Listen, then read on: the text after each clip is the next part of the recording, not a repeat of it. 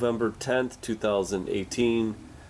This video is called Mutant Albino Leaf Plants. And this is just a whole collection of albinos that I was bringing in the tropical greenhouse plants, and it was very bizarre. I kind of noticed something, that a lot of the variegated plants, they went albino. Now this is strange because I did look it up, and albinism is a genetic mutation. Now it's different when they're in animals and plants, but what sparked my interest is I had two of these plants. Now this showed up last year. I've been watching this, but this one showed up. This I just noticed when I was putting everything away for the winter. When I pulled out all these plants, there was another one, and I put them side by side. Now this one has got a little bit more of a yellower tint, where I think this one is, or actually this one looks more yellow, and this has got a little bit of white. We're not going to get some sunlight here for a while, so it's harder to see. But this is like, I started looking at all the plants, and I noticed there's a lot of albino leaves. So I'll try to take some video and show you all the plants that went albino this year. No, I don't think these are going to live on its own. This is Angel's Trumpet, Brugmansia suaveolens variegata. And the other thing I was thinking, it came from this. Now, I don't know if albinos come straight from green leaves, or they come in between the variegated and then they sport out this weird looking. I mean, these, you could spot these a million miles away, but since it was buried in all the plants, I didn't see them until like 2 weeks ago. And now here's the other one.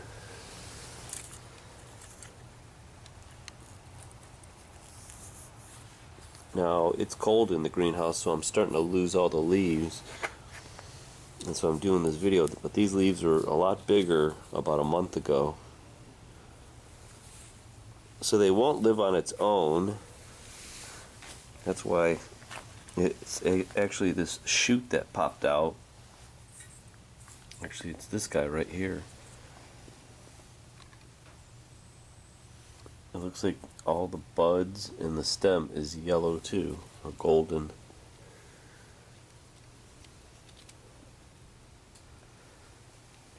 And here's the second one.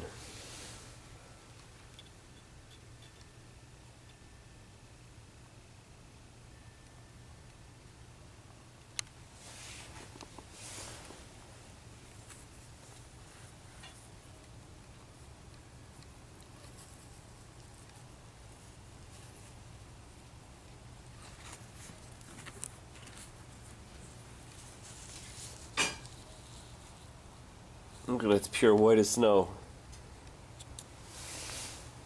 Alright, let me show you the other ones. I got about a dozen here.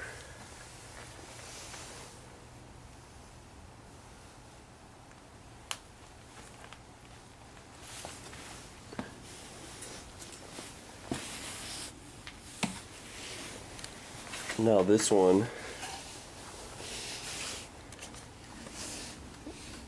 is a cactus. Point out which one it is. See it right there? Or it's supposed to be variegated, kind of like a combo. And here's the second one.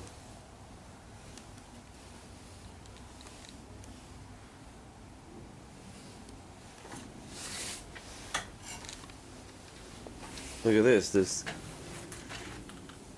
fig tree is variegated. Then look at, boom, the very last leaf is albino.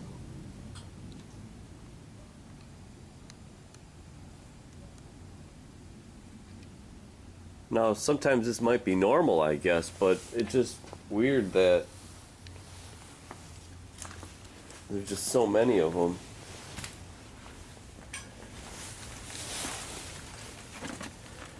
Now this one is the variegated fig, rubber tree.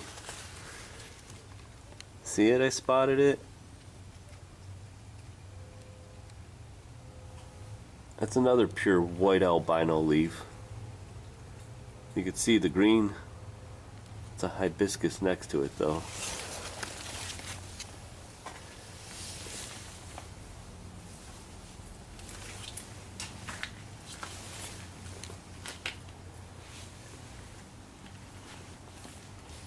Now this one is called the chalice vine.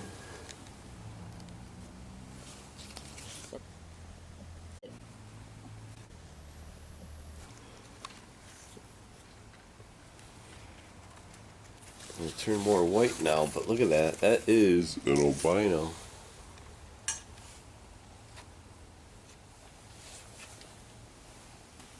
Now this isn't albino because it's gold, and that would be aurea, but look, it was a variegated golden geranium, and it just went pure gold. Like right there, it's fighting pure gold. And then just total reversion. That might be normal on that geranium, but these other ones are not normal. Now here is one called a Pisonia.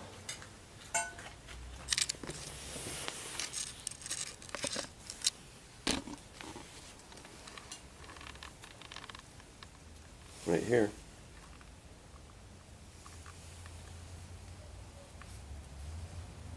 See that albino leaf? Normally it's supposed to be like that.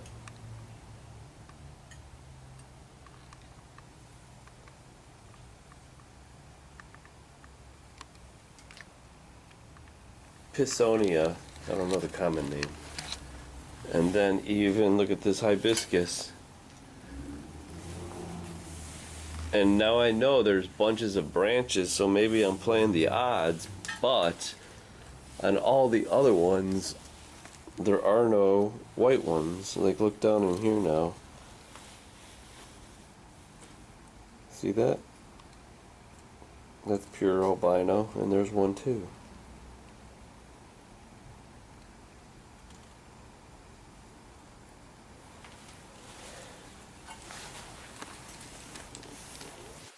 So that is, hold on, we've got more here.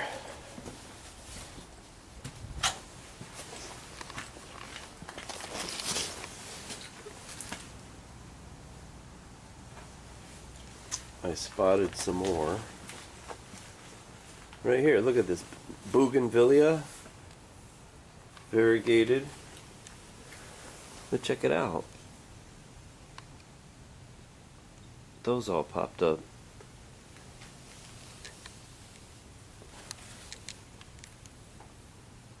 And there's one.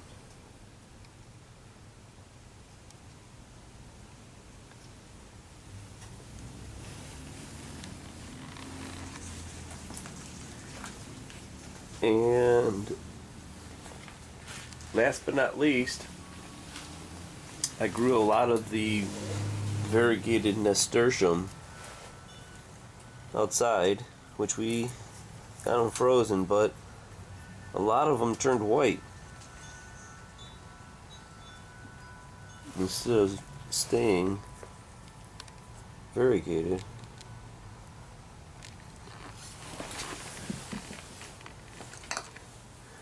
So there's about a dozen. I just find it kind of strange that all of a sudden everything is mutating. doesn't surprise me, but I just wanted to document it. So the mutant greenhouse even grows.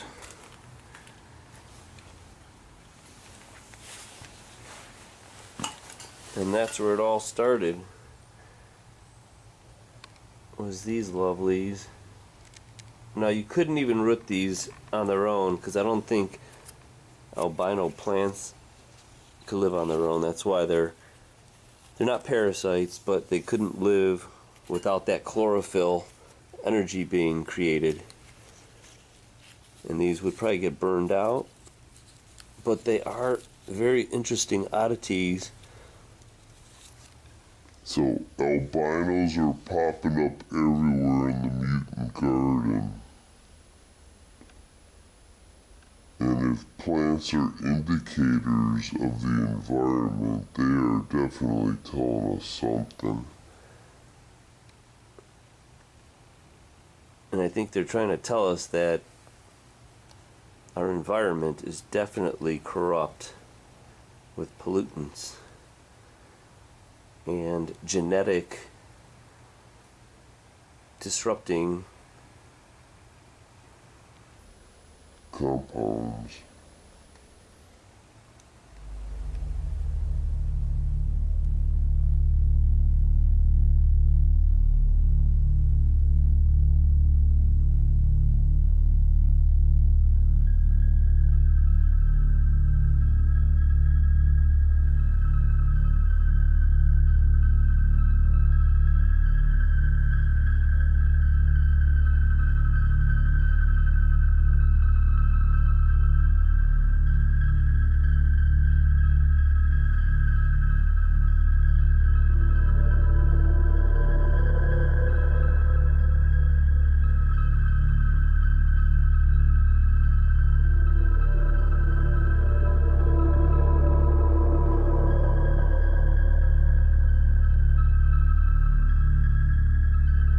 There are some radioactive elements that will not rapidly disappear.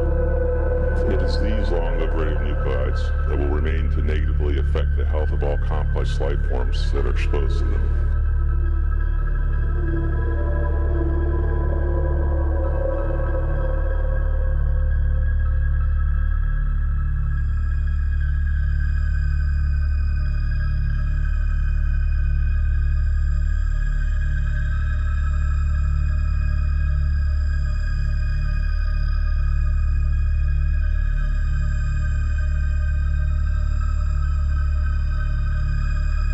Long-lived radionuclides such as cesium-137 are something new to us as a species. They did not exist on Earth in any appreciable quantities during the entire evolution of complex life. Although they are invisible to our senses, they are millions of times more poisonous than most of the common poisons we are familiar with. Because cancer, leukemia, genetic mutations, birth defects, malformations, and abortions had concentrations almost below human recognition and comprehension. They are lethal at the atomic or molecular level. They emit radiation, invisible forms of matter and energy that we might compare to fire, because radiation burns and destroys human tissue. But unlike the fire of fossil fuels, the nuclear fire that issues forth from radioactive elements cannot be extinguished. It is not a fire that can be scattered or suffocated, because it burns at the atomic level. It comes from the disintegration of single atoms.